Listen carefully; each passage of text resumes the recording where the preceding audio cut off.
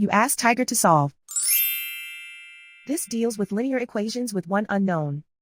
The final result is x equals 4/3. Let's solve it step by step. Simplify the expression. Group like terms. Simplify the arithmetic. Group like terms. Simplify the arithmetic. Group all x terms on the left side of the equation. Add 2x to both sides. Group like terms. Simplify the arithmetic. Group like terms. Simplify the arithmetic.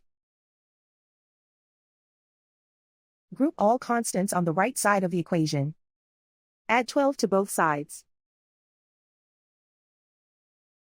Simplify the arithmetic.